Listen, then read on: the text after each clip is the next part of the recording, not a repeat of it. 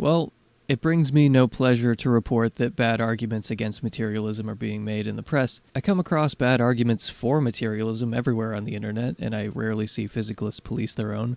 But what kind of hypocrite would I be if I didn't do the same that I ask of them? So, inspired by Ralph Stefan Weir's excellent piece on this, we're going to be breaking down the increasingly popular argument from terminal lucidity. I don't know of any formal statement of the argument. It's something I've only come across in books and articles that were not written by philosophers of mind. For example, Dale Allison's wonderful book, Encountering Mystery. What ignited this recent round of responses and counter-responses was Charles Murray's op-ed in the Wall Street Journal, "Can Science Reckon with the Human Soul? A paradigm shift is coming as evidence emerges that we are more than our brains." Murray describes terminal lucidity as, quote, "a sudden, temporary return to self-awareness, memory, and lucid communication by a person whose brain is no longer functional, usually because of advanced dementia, but occasionally because of meningitis, brain tumors, strokes, or chronic psychiatric disorders." Terminal lucidity can last from a few minutes to a few hours. In the most dramatic cases, people who have been unable to communicate or even recognize their spouses or children for years suddenly become alert and exhibit their former personalities. It's almost always followed by complete mental relapse and death within a day or two. The phenomenon didn't have a name until 2009, but case studies reach back to detailed clinical descriptions from the 19th century. At face value, this seems like a problem for materialism. The brain and the mind are supposed to be in lockstep, with the activity of one's inner life faithfully correlated with the activity of the brain. As the brain deteriorates, so does consciousness. But terminal lucidity seems to be a counterexample. As psychologist Alexander Battiané explains, the intricate coordination of neural circuits is exactly what widespread cortical and hippocampal atrophy destroys in advanced dementia. If these systems are irreversibly degraded, we wouldn't expect terminal lucidity to occur. Yet it does. To account for terminal lucidity, one would need to show how patients with profound, long-term cognitive silence suddenly regain autobiographical memory, fluent speech, emotional nuance, and recognition. These aren't flickers of arousal or wishful misreadings. They are complex, integrated behavior. From an evolutionary standpoint, it's puzzling that a functionally rich, high-energy cognitive state would emerge only at the threshold of death, when it offers no adaptive advantage. If it could happen, why not earlier when it might help survival, caregiving, or bonding? End quote. Murray dismisses the materialist promissory note of a future account of terminal lucidity, claiming that a strict materialist explanation must posit a so far unknown capability of the brain, and that the discovery of such a capability would, quote, "be akin to finding a way that blood can circulate when the heart stops pumping." He adds, quote, "I see the strict materialist view of consciousness as being in roughly the same fix as Newtonian physics was in 1887, when the Michelson-Morley experiment proved that the speed of light doesn't behave as Newton's laws said it should. It took 18 years before Einstein's theory of special relativity accommodated the anomaly." So far, the argument sounds pretty good. Evidence of consciousness persisting despite the destruction of the brain does suggest an immaterial factor at work. Battiané writes, quote, "Terminal lucidity may or may not support dualist interpretations, but it clearly challenges the assumption that consciousness in dementia vanishes in lockstep with brain deterioration. Serious anomalies demand serious inquiry, not reflexive rejection." There have been a number of responses to Murray, including from Steven Pinker and Michael Shermer. Jerry Coyne also contributed some angry babbling on his blog, but it isn't just materialists who are criticizing the argument. Author of The Mind-Body Problem in Metaphysics and former guest, Ralph Stefan Weir, had this to say. "As a philosopher who specializes in the mind-body problem, I agree that materialism is less plausible than many suppose, and that its traditional rival, mind-body dualism, should be taken seriously. So I welcome Murray's willingness to reopen the question, but I do not find the evidence he gives persuasive." In his argument, Murray invokes a powerful analogy. Explaining terminal lucidity through an unknown brain capability would be akin to finding a way that blood can circulate when the heart stops pumping. But as Weir points out, there's an important way in which these cases are disanalogous. We know a lot more about the heart than we know about the brain. If circulation continued as usual after your heart stopped pumping, that would be insane. That's because we have a satisfying reductionist account of how circulation works, but we don't have anything approaching that level of understanding when it comes to consciousness in the brain. Quote, "Murray appears to overestimate how far neuroscience has advanced. He states that the brain has been mapped for years. In fact, scientists have only lately produced a detailed map of a fruit fly's brain, We are a very long way from doing the same for humans. The fruit fly brain contains 140,000 neurons. The human brain has 86 billion. The difference in number between the neurons in a fruit fly brain and a human's is therefore approximately 86 billion. Our limited understanding of the brain is a problem for anyone who wants to use neuroscience to argue in favor of materialism, but it also undercuts Murray's case against materialism. If some so far unknown capability of the brain is needed to explain terminal lucidity, then such a capability may well be there just waiting to be discovered. Steven Pinker takes a similar line in his response to Murray. Quote, Murray's soul of the gaps argument, there's something we don't understand, therefore the soul did it, is extraordinarily weak. The human brain with its 86 billion neurons and 100 trillion connections is the most complex object in the known universe. No neuroscientist claims we understand its workings. Memory and intelligence are distributed across noisy, redundant circuits, which excite and inhibit each other in intricate networks and feedback loops. If one circuit deteriorates, another circuit it suppresses can rebound, including long dormant copies. Many unpredictable eruptions of activity are possible. I've heard a few skeptics use that soul of the gaps line before, and it's a bit ironic because they themselves are offering a promissory note that someday, somehow, materialism will explain this. In an uncharitable mood, someone might call that materialism of the gaps. We don't know how this works, therefore an unknown brain process did it. But how could you know that ahead of time prior to investigation? Terminal lucidity has only gained mainstream attention in the past few years, so you didn't know what it was 10 seconds ago, but you're already extremely confident that an unknown brain process is responsible. Nonetheless, it is a fact that we know very little about the brain. As Pinker writes, contra Murray, these dynamics are nowhere near being understood by neuroscientists, since they may be the most complex phenomena in the universe. Yet we can be sure that with 86 billion neurons and a trillion synapses, the brain has enough physical complexity to challenge us with puzzles and surprises, none of them requiring a ghost in the machine. Well, until that last line, I was on board. It's a profoundly unscientific attitude to declare that you already know the answer ahead of time, even as you're admitting you don't know what the answer is.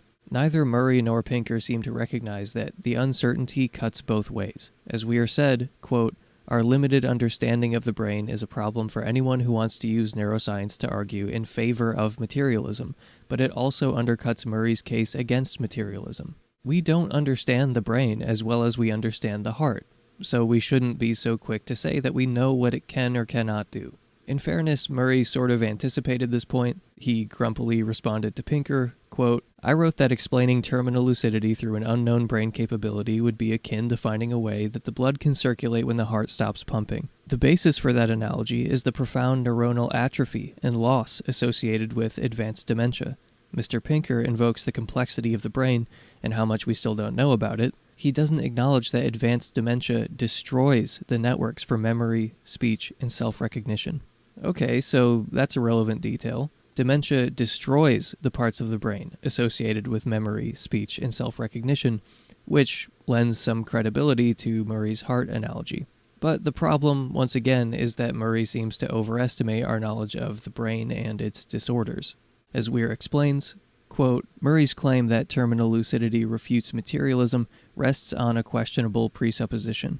It assumes that on a materialist explanation, dementia and brain damage must operate by permanently destroying the neural structures responsible for memory, personality, and coherent thought. If that were the only materialist perspective available, then the return of lucidity would indeed seem to suggest some immaterial factor. But it is plausible that dementia involves not the annihilation of relevant neural structures, but their disruption. The circuits underlying clear thought and memory may still exist, but be kept from their normal function. The problem might lie in depleted neurotransmitters, the chemicals that carry signals from one neuron to another, or dulled sensitivity of neurons to those chemicals, or the pathological overactivity of inhibitory neurons that dampen communication across relevant regions of the brain. Such conditions would suppress lucidity without erasing its physical basis. So we can split up the possible accounts of the outward symptoms of these patients into different explanations: destruction and disruption, or some combination of the two. We can further subdivide disruption into different categories as well, since there's not just one theory of how disruption without destruction could occur. As Weir rightly says, if these networks are permanently destroyed, then it might make sense to invoke an immaterial aspect of the conscious mind. But neuroscientists haven't ruled out the other options. There's a lot we don't know about dementia. How confident can we be that the relevant neural structures are permanently destroyed? Although this point aids the materialist defense, materialists should be a little nervous about the fact that they're a hostage to fortune and need to root against the destruction option. If it turns out that the relevant neural structures are annihilated in these patients who experience terminal lucidity, then people like Murray are actually onto something. But, for now, that would go beyond what we know. It's worth repeating that not every case of terminal lucidity is from a patient with dementia. There are also cases of meningitis, brain tumors, some who've suffered strokes. I assume the destruction option will be more plausible in some cases than others, but say we did obtain great evidence for destruction over disruption, which prima facie would be a problem for materialism. The thing is, the materialism of the gaps argument is still going to look pretty tempting. We simply can't make arguments like Murray's with a high degree of confidence at this stage when we're so ignorant of the complex workings of the human brain. As Weir concludes, quote, "It may be that terminal lucidity will eventually prove beyond neuroscientific explanation. For my part, I think that scientists have been much too quick to dismiss the possibility that consciousness might involve some non-physical aspect of reality, but terminal lucidity does not establish that conclusion." So, a question I often have for dualists is whether the soul is the seat of psychological properties. Our ignorance of the brain is enough to undercut the argument from terminal lucidity, at least tentatively, but I also worry that invoking the soul to explain terminal lucidity may raise further problems that don't have an easy resolution. In my dualist moods, I usually think the soul is not the seat of one's psychological profile. Subjectivity is what I think materialism can't explain, not personality traits. But if an immaterial soul is the right account of terminal lucidity, then that seems to imply that your psychological profile is properly located in the soul. Your memories, your personality, your dispositions, and so on have their ultimate basis in the immaterial mind, which, I suppose, transmits information to the brain like a signal to a receiver. On this view, the deterioration of the brain distorts the signal and inhibits its reception, rather than altering the signal itself. Say that's all true. In that case, how does terminal lucidity work exactly? For months or years, the brain has not been properly receiving the transmissions of the soul, and then the soul suddenly, overpowers the brain? Why couldn't it do that before? If the relevant neural networks have been destroyed, then their destruction was apparently a big problem for the soul until one day when it wasn't. What changed? What caused their episode of lucidity? You might think, well, I don't know how it works, but if the physical brain has been irreparably damaged, what other explanation is there? It can't be something material, so it must be something immaterial. And that's fair enough, but let's think through this option a bit more. If the soul is the real seat of one's psychological attributes, then we're faced with a choice. Either the psyche is not affected by the brain's degeneration, or it is. Obviously, this is not binary. There can be degrees of damage. Further, maybe not all psychological traits are equally affected by neurological disorder. For example, maybe memory is affected to a greater degree than one's dispositions to behave in certain ways, or vice versa. So why raise this question? Well, the dualist position by itself doesn't commit one to a particular view about whether various psychological and cognitive functions require just the body, just the soul, or both body and soul. But if the soul is invoked to explain terminal lucidity, you're going to be pushed off the fence. In order for the lucidity argument for dualism to work, we have to say that the soul is unaffected by the brain's degeneration, right? So back to that fork in the road. Either the psyche, that is, the psychological properties relevant to terminal lucidity, the psyche is not affected by the brain's degeneration, or it is. If it's not affected by the decay of the brain, does that mean that these patients all along were trapped in a body they couldn't control, fully aware but unable to speak or interact with others? That's terrifying. I mean, a lot of people are comforted by the idea of terminal lucidity, but I don't find that particular idea comforting at all. Thankfully, there's not much reason to think that dementia patients are living in a hellish, locked-in scenario. As far as I know, those who live with or work with dementia patients tend to think that there's still some fractured piece of them there. They're just a diminished version of their former self. I don't believe these patients are fully cognizant but simply unable to control their bodies. Besides, if that were the case, then when lucidity takes hold, wouldn't you expect some of them to start screaming, "Oh my god, I've been locked in for the past 2 years"? Needless to say, I'm skeptical of the view that their psychological profile remained fully intact all along. It doesn't really seem like that's what's going on with these patients, and to my knowledge, none of them in their lucidity have reported this to be the case. Further, it's unclear why the soul would suddenly be able to override the brain. I mean, what's supposed to have caused the change? According to Murray, the relevant parts of the brain were destroyed,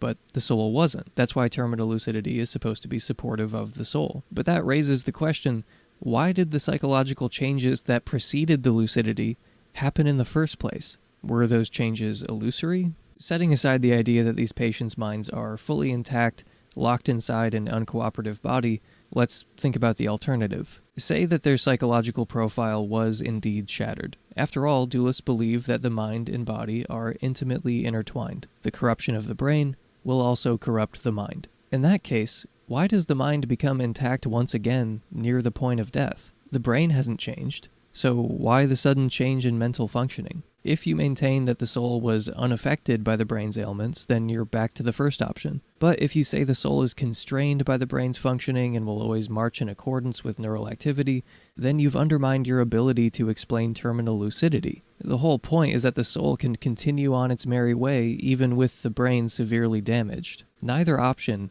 intact or shattered, looks especially promising, although there may be modifications that I haven't thought of that could rescue them. It seems as though the dualist should want to say that the psyche was affected by the brain's degeneration for a period of time, but prior to death, it somehow became unburdened and unconstrained by the brain damage. Maybe it's the process of disembodiment that causes these profound changes. But my original question to the defenders of the lucidity argument was whether the soul is the source of psychological properties, and the answer is not really coming into focus. At least on the surface, there appears to be a dilemma here. If the soul is responsible for our psychological attributes, memories, etc., then we should expect these patients to be living in a nightmarish locked-in scenario. But that seems implausible. On the other hand, if the brain is responsible for our psychological properties, then we've sawn off the branch that we're sitting on. The whole point of the lucidity argument is that the material brain has decayed, and yet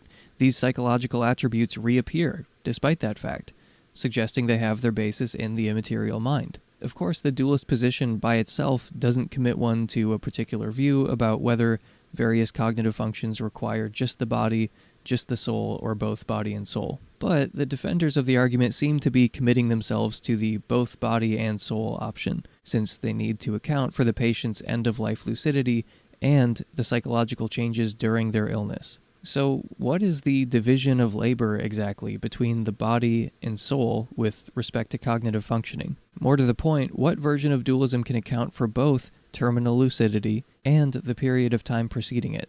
Are some memories stored in the soul, others in the brain? Are they stored in the soul with the brain playing some other role in recollection? What's the division of labor?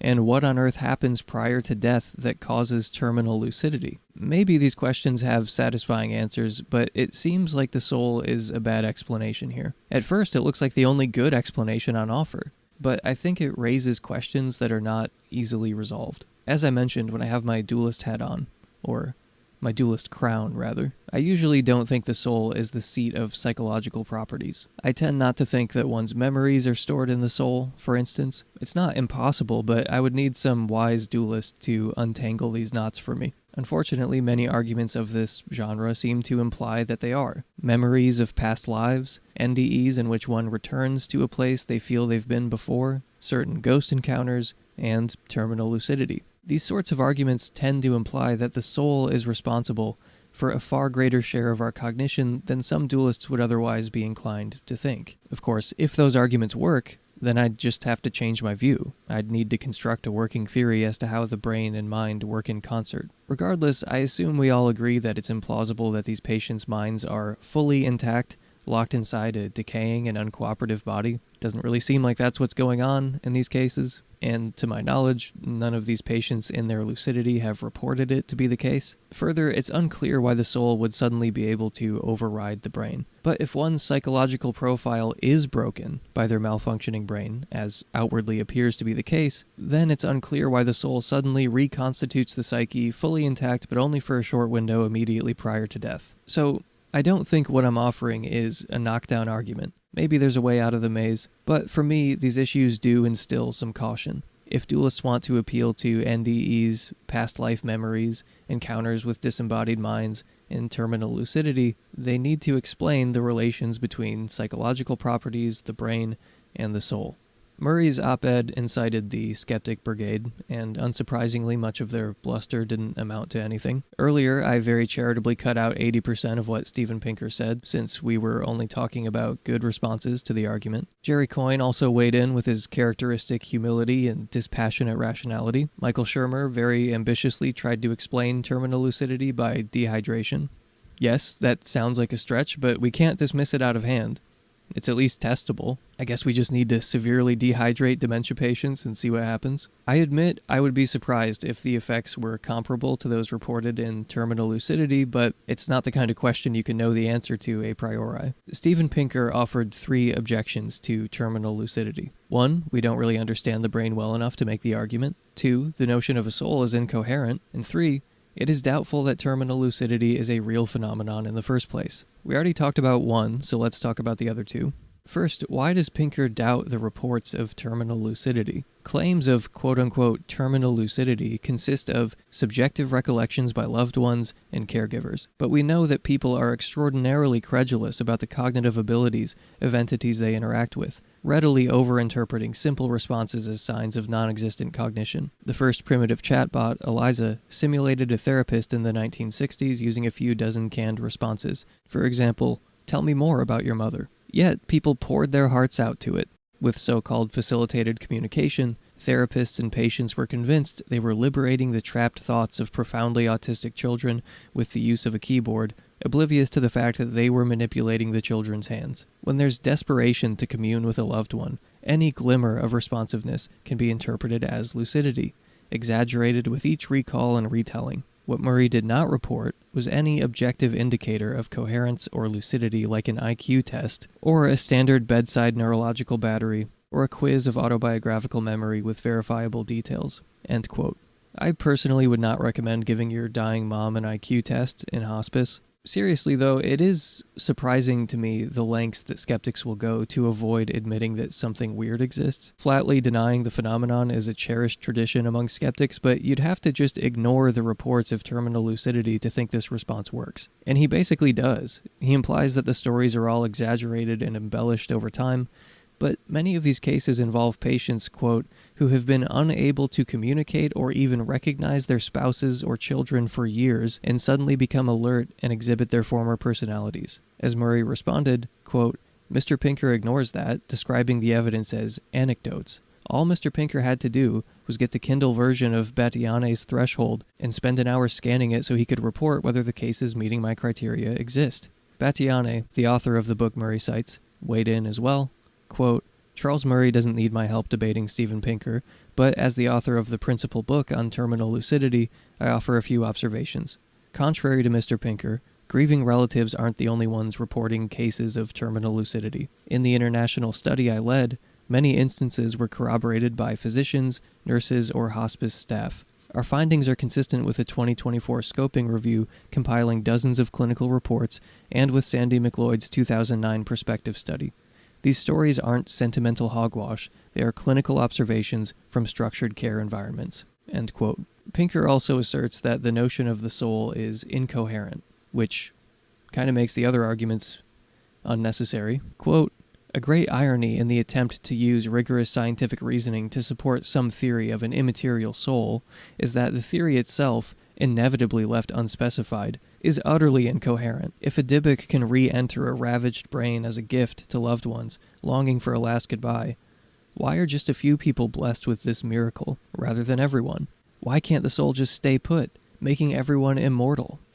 Why would that make you immortal? Do you think dualism is the view that The physical body doesn't decay? So no one knows the cause of terminal lucidity, and dualists don't pretend to know why it happens. Characterizing it as a gift saddles the dualist with extra commitments that conveniently make their view seem less reasonable. And he continues his barrage of rhetorical questions, but none of them come close to establishing his initial claim. Dr. Weir and I spoke about dualism for over 3 hours, and about his book, The Mind-Body Problem in Metaphysics, and I would truly be at a loss if anyone read chapters 2 and 3 and thought his Aristotelian Cartesian independence definition of substance was incoherent. Pinker also says the notion of an immaterial soul is inevitably left unspecified. Setting aside the detail that what Pinker says is demonstrably false, even on his own terms, does he think he's making the case that dualism is incoherent or contradictory or meaningless when he asks, why can't the soul just stay put, making everyone immortal?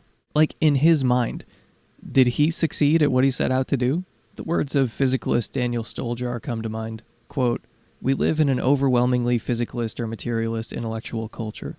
The result is that, as things currently stand, the standards of argumentation required to persuade someone of the truth of physicalism are much lower than the standards required to persuade someone of its negation." Thank you for listening. I've been Emerson Green, and I'll see you next time.